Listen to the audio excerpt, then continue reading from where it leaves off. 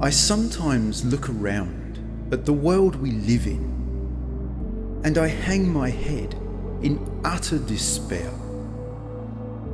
Everywhere I turn, I see yet another report washing up from out of the sea of heartbreaking stories, recounting such cruel and inhumane treatment being mercilessly inflicted upon men, women, children and animals alike.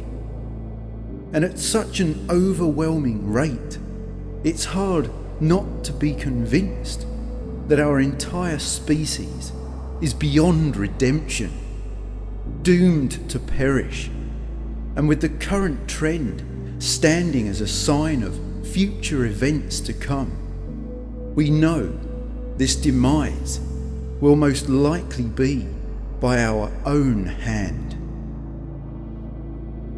One glance at the news feeds, and we can witness so many decent and law-abiding citizens wrongfully persecuted, viciously brutalized, unlawfully oppressed, and all with no justifiable reason other than due to their race, religion, gender, sexual orientation, or lifestyle choices. Wars are raging both at home and abroad, and whose end seems conditional only upon the complete and utter demolishment of every last shred of ethical and moral credibility that our societies hold dear. The obscenely rich are getting obscenely richer, often at the critical expense to the long-suffering poor, where even the tragic plight itself becomes a glowing beacon of potential to every heartless monster looking to exploit and degrade the most vulnerable amongst us for ill-gotten gain. We also see so many young and innocent souls sexually objectified and viciously abused in horrific and barbaric practices that are shared around the internet for anyone to watch.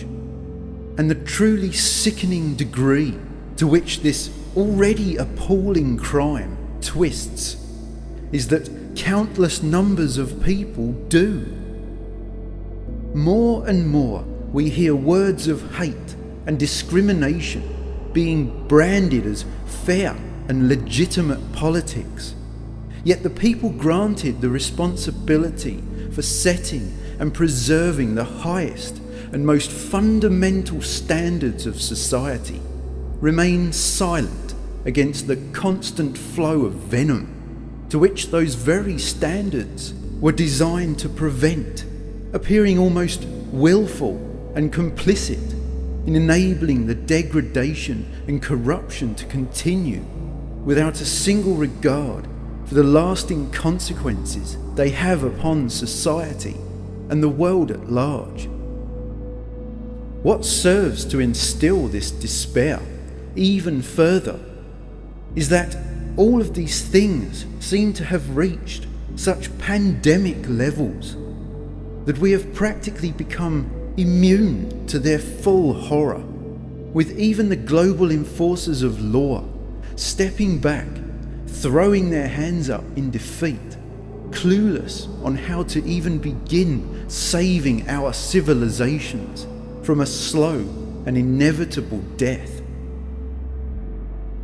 But I say, as they step back, then we must step forward.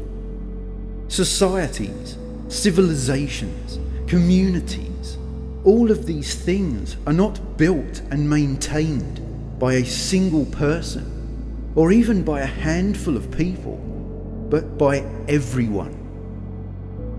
I could so easily grow lost in my despair by what I see and what I hear, pointing fingers at those at the top of our structured society, accusing them of neglect and apathy, while simultaneously decrying all of their efforts, both big and small. Or I could stand up and take some positive action myself. We as humans are not tied to our primal and instinctual responses or urges. We have the power to make informed and deliberate choices.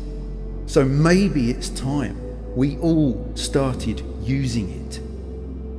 It is true that our species is capable of immense destruction and savagery, but we are also equally capable of charity and compassion. By simple nature alone, our hearts are neither good nor bad. These attitudes, these perspectives, we adopt through our experiences as we continue on through our lives. And sometimes, from out of a time of prolonged hardship and hurt, we can regrettably make mistakes. But we are also capable of learning from those mistakes and creating something much greater. If only we had the inspiration to believe that things can be better. As we can see fear in our future, so too can we find safety in our past. For history has shown us multiple times that all it can take to grant salvation to a troubled society, civilization, or community is for just one person to rise up from out of the crowd, break away from the cycle of malice and misery that surrounds them, and to lead the way by replacing that hatred with tolerance, the fear with understanding, and by confronting words of hate with words of hope.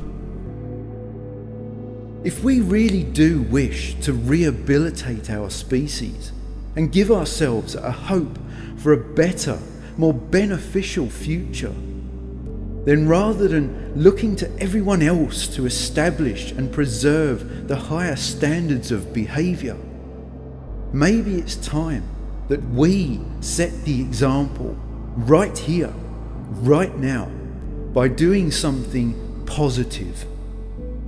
Why not try raising awareness of the good news stories and the inspiring positive activities you come across? Let us all start looking at the good we as human beings can really do, showing it off alongside all of the bad. Because if we see only the pain and the misery being inflicted, then that endless sense of apathy and despair will be all there ever is, right up to the bitter end. But by seeing our combined acts of kindness and compassion, then as we remain deeply troubled by the horrors we are witnessing, we are also seeing things to fight on for, something to change for, something to improve for, and above all else, something to want to reform for. Best wishes, everyone, and never stop fighting for your better future. It really is yours if you want it.